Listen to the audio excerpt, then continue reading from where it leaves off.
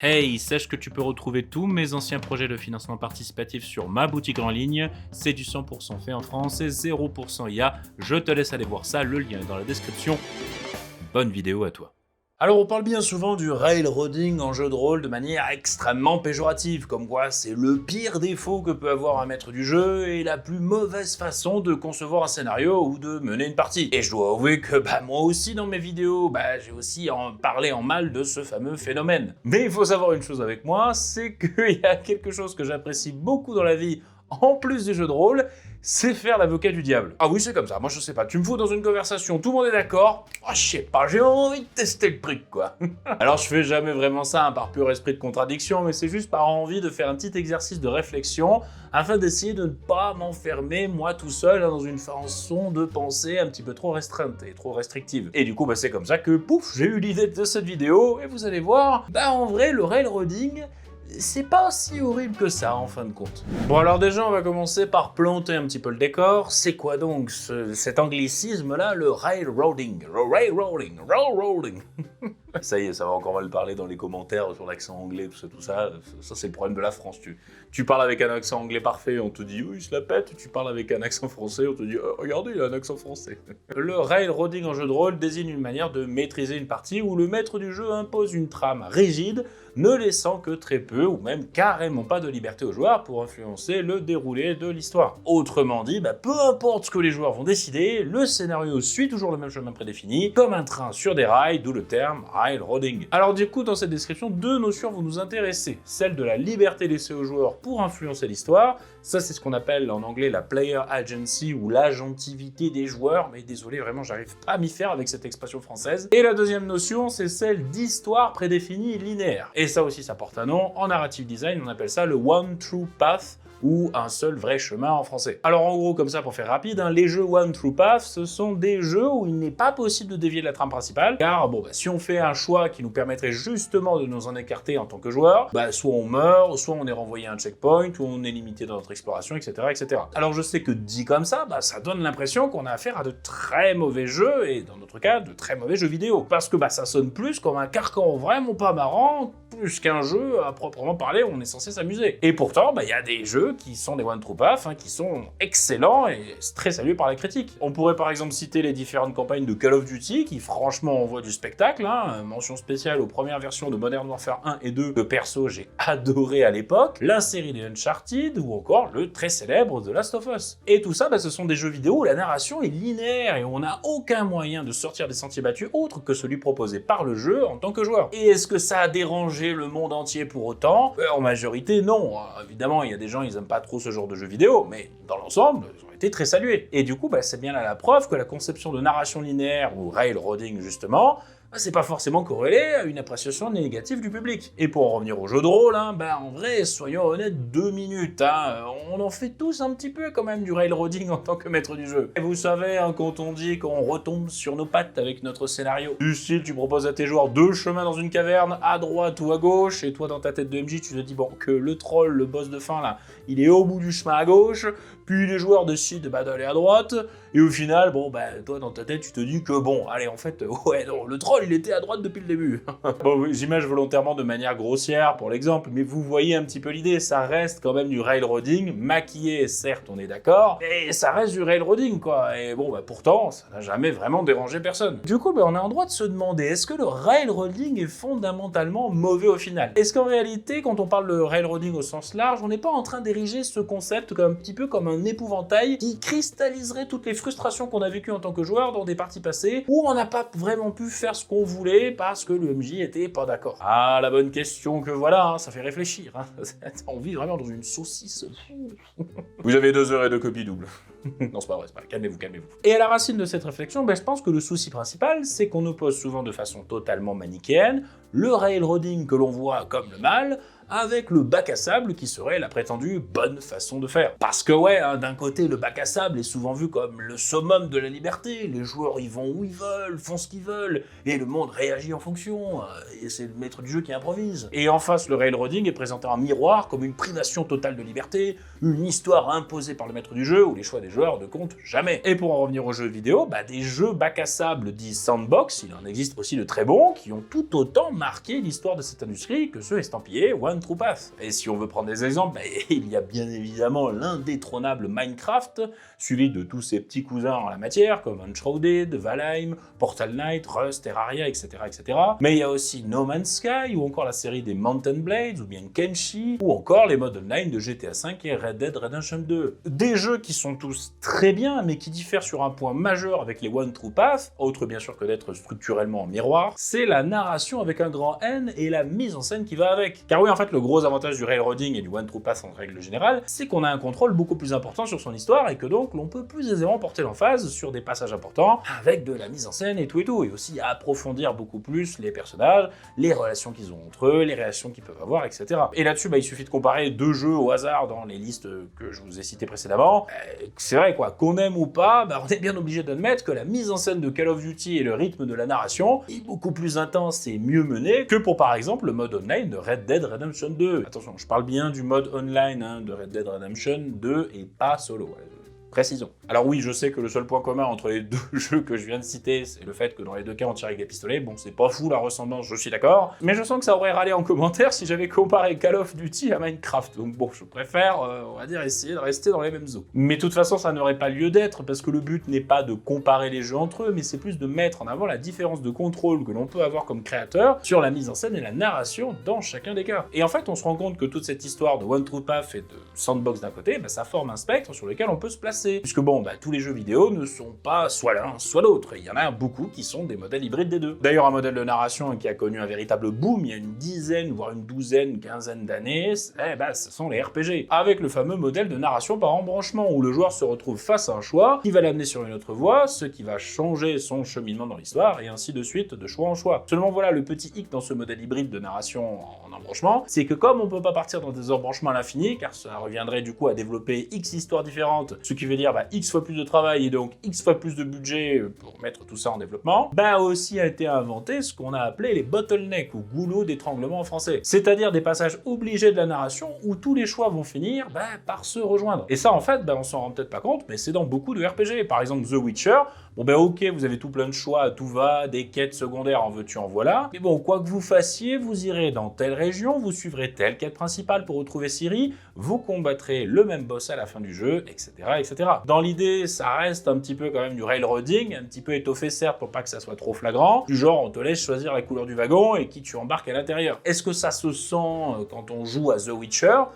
En vrai, pas du tout. Alors je sais que je vous parle beaucoup de jeux vidéo depuis tout à l'heure, mais l'analogie avec le jeu de rôle, c'est assez facile, puisqu'il suffit juste de remplacer le budget et l'énergie du studio par votre énergie à vous en tant que maître du jeu, celle que vous dépensez dans la préparation de votre scénario et de la partie en tant que MJ. Alors notez bien que dans mon raisonnement, je place volontairement l'improvisation de côté dans celui-ci. Parce que justement, on parle du railroading, et le railroading ne laisse justement pas trop de place à l'improvisation. Et comme là, on décortique le railroading, je vais pas vous dire simplement, ne faites pas ça et improvisez, quoi. Ça serait un petit peu trop simple, quand même, on va pas se le cacher. Mais oui, bien sûr, on est tout à fait d'accord là-dessus. Le jeu de rôle a cette grande force par rapport aux jeux vidéo, celle de pouvoir improviser sur le tas. Et encore, faut-il pouvoir le faire quand même, et en être en bonne capacité, ce qui n'est pas le cas de tout le monde. Mais on reparlera un petit peu de tout ça plus tard. En réalité, si on y réfléchit bien, le railroading, c'est moins une question d'amplitude de player agency laissée aux joueurs et plus une question de player agency ressentie par les joueurs. Je sais pas si vous captez la nuance.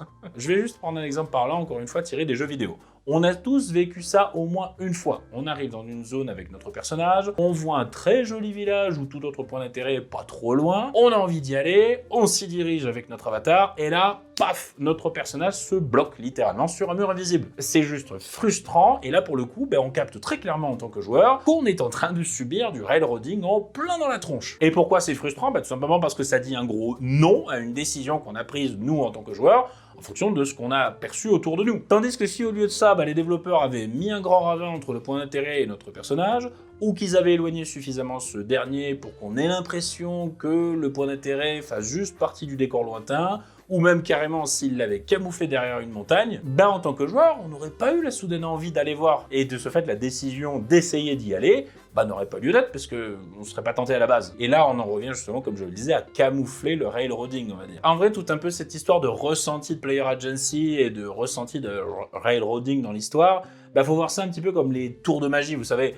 Tant qu'on voit pas l'astuce qui permet le tour de passe-passe, bah c'est super et on trouve littéralement ça formidable, tout en sachant bien sûr au fond de nous qu'il y a forcément un truc pour que ça fonctionne. Parce que la magie, bon bah on sait que ça n'existe pas. Par contre, si malheureusement on aperçoit la dite petite astuce qui permet le tour, alors là patatras, la magie s'en va et ça devient juste frustrant. Tout ça pour dire au final que bah comme on peut le voir, le concept même de railroading en lui-même n'est pas fondamentalement mauvais. En réalité, il faut plus le voir comme un outil narratif que comme une faute gravissime à ne surtout pas faire. Et comme pour n'importe quel outil, bah il faut aussi bien l'utiliser si on veut pas que le rendu soit bordélique. Car oui, il faut s'avouer, hein, c'est bien beau d'avoir un marteau, mais si vous essayez d'enfoncer un clou en tapant comme ça, comme un dératé avec le manche en bois, bah ça va pas être super folichon en termes de rendu au final. Et comme il y a une bonne et une mauvaise façon d'utiliser un outil, ben on peut dire par extension qu'il y a un bon railroading qui va driver les joueurs en évitant de leur montrer ouvertement ils sont un petit peu sur des rails ou que, on va dire, ils sont quand même un petit peu fortement drivés, à grand renfort de narration, de mise en scène et de maquillage, camouflage comme on le disait. Et d'un autre côté, le mauvais railroading où là, carrément, on ne cache rien et on dit ouvertement aux joueurs un gros non en majuscule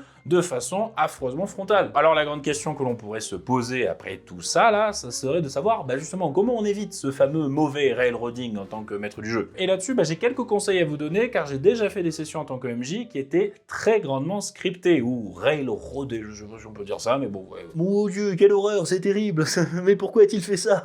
Et en fait, la raison est tout bête, hein, c'était pour la simple et bonne raison que c'était des parties d'initiation chronométrées avec seulement 2 € total pour présenter qu'est-ce que c'est un JDR, attribuer les personnages et faire jouer un scénario, c'est sympa. Donc comprenez bien que je n'avais pas le temps de faire le bac à sable ultime dans tous les sens, hein, voilà, tu as compris. Et du coup, ce que ces fameuses sessions m'ont appris, pour garder quand même une certaine dose de player agency agréable pour les joueurs, tout en préservant un contrôle quasi total de mon côté et surtout invisible sur ce qui se passe en tant que maître du jeu, et bien c'est de se concentrer plus sur la finalité du scénario que sur la méthode pour parvenir à cette dernière.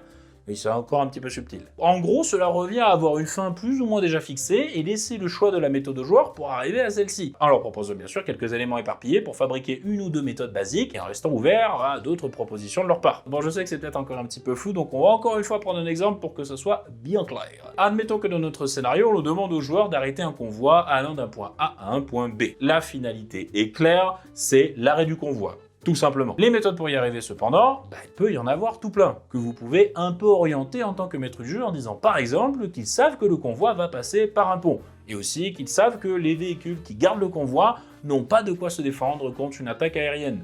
Déjà vous pouvez imaginer qu'en termes de méthode, il y a des chances que, fort de ces informations, vos joueurs vont soit partir dans l'idée de faire exploser le pont, soit attaquer par les airs. Et pourtant vous ne leur avez pas dit faites ça. Vous avez juste donné les ingrédients de base pour alimenter une méthode et qu'ils la construisent de toutes pièces. Mais si par contre ils partent sur autre chose, déjà, faut que ça soit raisonnable, donc déjà ça réduit un petit peu encore plus les chances du possible quand même, car faut se l'avouer quand même, toutes les idées de joueurs ne sont pas viables complètement selon le contexte du jeu, mais admettons que la méthode proposée soit viable. Et vous de votre côté en tant que MJ, vous n'avez aucunement à paniquer puisque quoi qu'il fasse dans la limite de ce fameux raisonnable, je le répète, la finalité que vous aviez prévue ne va pas être amenée à grandement changer. Peut-être un peu, mais rien de terrible non plus. Pour en revenir à notre exemple, le convoi sera arrêté, ça c'est la finalité sûre, mais peut-être que dans un cas, les gens qui gardent le convoi seront tous morts, dans l'autre, ils seront vivants, dans un cas, il y aura beaucoup de dommages collatéraux, etc., etc. Mais quoi qu'il en soit, modulo ces quelques variables qui ne sont qu'une ligne à modifier dans votre description finale, le convoi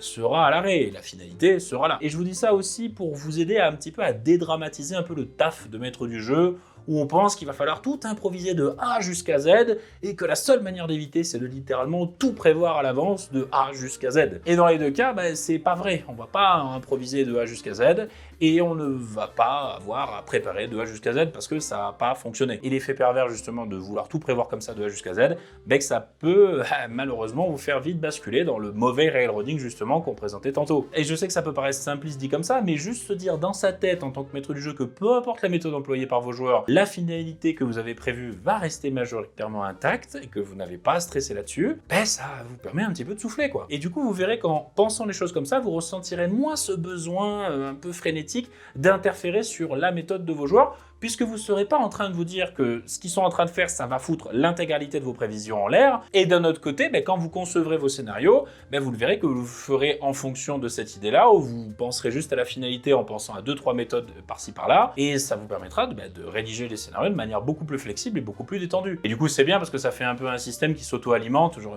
un cercle vertueux en somme, puisque ça va vous apprendre à faire des scénarios d'une certaine manière et à relâcher prise en jeu, et ainsi de suite, et ainsi de suite. Ce qui fait que vous garderez une part de player agency qui fera plaisir aux joueurs, car ils feront les choses à leur façon. Un très bon exemple de jeu vidéo qui se concentre uniquement sur la finalité en laissant aux joueurs le choix de la méthode, c'est la série des GTA, où on peut vous demander en tant que joueur, dans une mission, de braquer un convoi de fond, et où personne ne vous empêche de faire un détour par l'aéroport pour détourner un Boeing et l'envoyer s'écraser sur le dit convoi. Et c'est d'ailleurs tout ce qui fait justement le fun du jeu, parce que tous les joueurs ont braqué ce même convoi, mais tous les joueurs l'ont fait d'une façon différente qui leur est propre. Et après, bien évidemment, il est important aussi de ne pas brider les joueurs dans leur créativité et d'être un minimum facilitateur de leur méthode en tant que maître du jeu. Du style, s'ils veulent arrêter le convoi en volant un camion pour faire office de voiture bélier, vous dites qu'effectivement, il y a moyen de trouver un camion qui fera l'affaire dans les environs. Vous voyez ce que je veux dire, hein? Vous voulez que l'histoire avance, vos joueurs aussi veulent que l'histoire avance, donc autant aller dans le même sens. Dans la mesure, bien sûr, où ça vous semble raisonnable, encore une fois, je le répète. Et après, là-dessus, ne vous en faites pas trop pour les détails, hein. Généralement, les joueurs seront tellement contents d'échafauder leur méthode bien à eux qu'ils vous en fourniront naturellement d'eux-mêmes, ou alors ça leur passera littéralement au-dessus. Et évidemment, avec le temps, vous pourrez petit à petit faire un petit peu plus de lâcher prise au fur et à mesure que vous vous sentirez plus à l'aise pour improviser. Mais comme je le disais, pas besoin de faire du 100% impro comme ça pour préserver une dose de player agency qui fait parfaitement le taf et fait littéralement plaisir à tout le monde. À dire vrai, je pense très honnêtement qu'on surestime énormément la part d'improvisation chez le maître du jeu dans,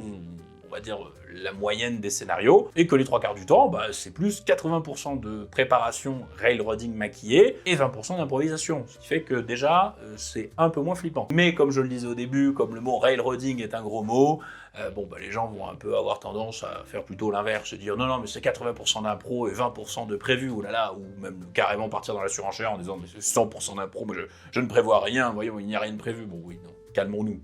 Bien évidemment qu'il y a des scénarios 100% impro, je dis pas l'inverse, mais je parle encore une fois dans la moyenne globale. Et enfin, pour finir, un dernier truc qui je pense est important pour éviter le mauvais railroading, c'est d'arriver à accepter d'être surpris en tant que MJ. Et ça, c'est un petit travail sur soi à faire pour associer le fait d'être surpris par ses joueurs à un plaisir et non pas à une quelconque panique de devoir improviser ou une pensée soudaine de se dire que tout va tomber à l'eau. Alors je sais qu'attention, c'est plus facile à dire qu'à faire, mais dites-vous qu'en tant que maître du jeu, vous connaissez déjà le scénario, les PNJ, le mystère, les secrets, en gros, toutes les surprises qui font que les joueurs vont apprécier l'histoire, quoi. En gros, vous êtes déjà spoilé en quelque sorte, et que du coup, la seule source de surprise et d'amusement, de pétillement un peu que vous pouvez trouver de votre côté de la table, c'est uniquement dans la surprise de comment vos joueurs vont résoudre les situations que vous leur présentez. Donc, si c'est la seule parcelle de fun que vous pouvez avoir comme ça, on va dire, autour de la table, autant la prendre, quoi. Ça serait quand même ballot de la louper. Parce que je peux vous assurer que si vous ne faites pas ça, ça va juste finir par vous peser sur le système à la longue, de faire MJ. Car en fait, vous ne retiendrez du taf de maître du jeu que des longs moments de préparation qui finissent inéluctablement par voler en éclats le moment venu, ce qui vous fera, ce qui sera très frustrant pour vous, quoi. Bon, là, je vais pas forcément continuer parce que je pense que la vidéo va être trop longue sinon, mais un jour, on fera une vidéo vraiment pour parler de l'improvisation. J'espère juste vous avoir un petit peu fait dédramatiser le railroading et vous avoir fait comprendre qu'on peut très bien s'amuser en usant de ce procédé dans de plus ou moins grandes proportions et qu'il faut distinguer la mauvaise utilisation de la bonne. C'est aussi simple que ça en somme, voilà. C'est pas un gros mot total, c'est juste que, encore une fois, il y a une bonne façon de faire et une mauvaise façon de faire. Ouf, dis donc, quel exercice mes aïeux, je pensais pas partir si loin avec un postulat de base aussi simple, je l'avoue.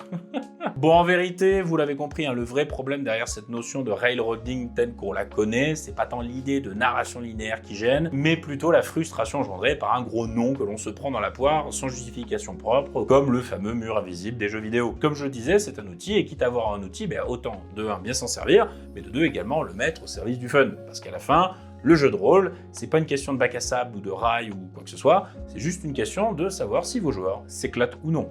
C'est tout. En tout cas, j'espère sincèrement que cette vidéo vous a plu. Moi, j'aime bien faire ce petit genre d'exercice, et si jamais ça vous plaît, n'hésitez pas à le dire en commentaire si jamais vous voulez que je prenne un petit peu comme ça on va dire des raisonnements à contre-pied, ou que je fasse un peu l'avocat du diable sur on va dire des choses communément admises comme très mauvaises dans le JDR ou quoi que ce soit. Quoi qu'il en soit, ça sera tout pour moi. Je vous fais à tous De très très gros bisous bien évidemment, passez une très bonne semaine, sur des rails ou pas, c'est pas un problème. Et pour ma part, je vous dis à dans une prochaine vidéo, c'était le Scénarurgien, ciao, bonsoir les studios.